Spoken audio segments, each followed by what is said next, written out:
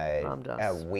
we saw Ram Dass speak numerous times, when he would be on tour. And, there were times, he said, I think I'm gonna, Go back to being Richard Alpert. yeah, I think drop this Ram Dass stuff. I don't know, You went through you that. guys, I mean, really, do you need this? And it was kind of like, he was always incredibly playful and so honest and direct, and so we would see him periodically. Can I say? And Can I see how he was? Seeing him periodically for me was, he gave me my mantra. Mm-hmm. I am loving awareness. I am loving awareness. It makes so much sense to me. It's English. I love it. I use it still every single I use it solitary too. day. And then he was there. We were at a party when we met him, and our daughter was 4 months old.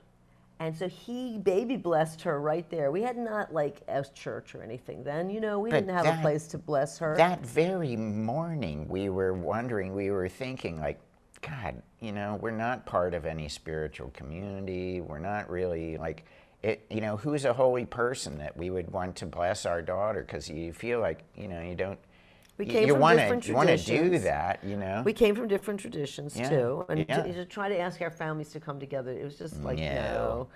So she was there at the party with Ram Dass. It was like, what? I got to meet Ram Dass, and the baby was in the front pack, and he put her feet on his head, and he prayed, and he said, "She's blessing me," and he was just so amazing. So but I have to also say that later on, we did go visit him on a couple of other occasions in Maui, and Alex was commissioned by a collector, Stephanie Schwindenheimer, and she was very devoted to Ram Dass, to paint the piece through Vishnu Das's encouragement, really.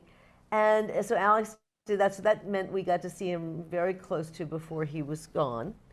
But he was there, before that, he was there the day my mother died. We were on our way to visit him, and I found out from I got the phone call on the way out of the plane in the airport that my mother had died. So I was with him for that, and I felt like he's been with me for such important times in my life, and such important, I'm getting chills, such important, transitions.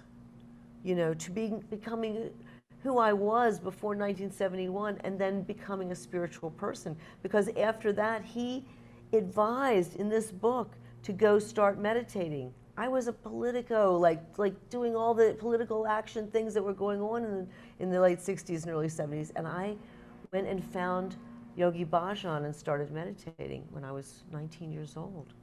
So eating vegetarian and all that. So, it's like I changed, It's like and he was very influential, and we would go see him whenever we could. Absolutely.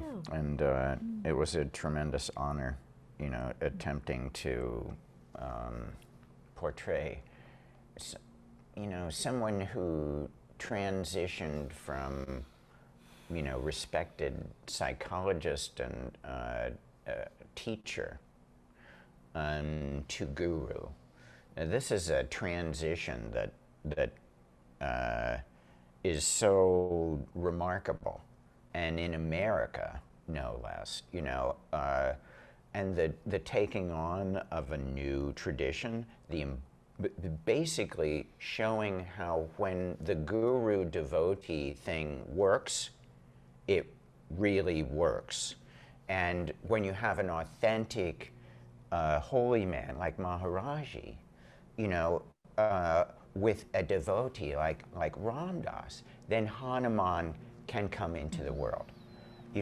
But it takes those perfect mediums, of the love field, to make it available. And so Vishnu Das always wanted me to do a portrait, and of course I always wanted to do a portrait of Ram Dass, and I had, on some of these various occasions, I would do, do a drawing from life and things, and I got one of those signed. We have, when we were telling Ram Dass about our psychedelic reliquary, that we were making at Entheon, he generously provided a lock of his hair tied with a string from Maharaji's blanket, you know, that they've been putting on all the malas and everything. We got our malas, we got, and the final empowerment of this Ram Dass painting was when we brought it had come a certain distance.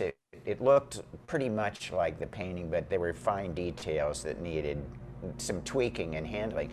We took it there for his advice, you know, for what do you think? What have we gotten wrong, and what can we make better and things? And he gave us some really good and pointed advice.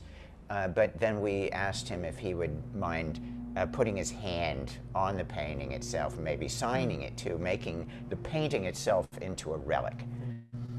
And he dipped his hand right in blue paint, and he put it right on the back. It's a wooden painting. So yeah, it's a wooden painting, and it is it's a panel. It's a wood panel, and so and he was very generous to do so. You know, I just think he's so now it's there in the reliquary. You know, Stephanie is allowing it to maybe be there for maybe a couple of years or something it's like on that. loan. And that's amazing.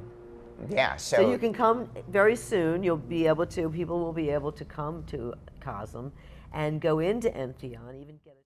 Hey guys, thanks for listening to A Place for Humans podcast. Again, this is Dakota Wint, and please make sure to go over to Apple Podcasts, leave a positive review. Make sure to subscribe over on YouTube, Dakota of Earth, and make sure to also follow us on Spotify. See you next episode.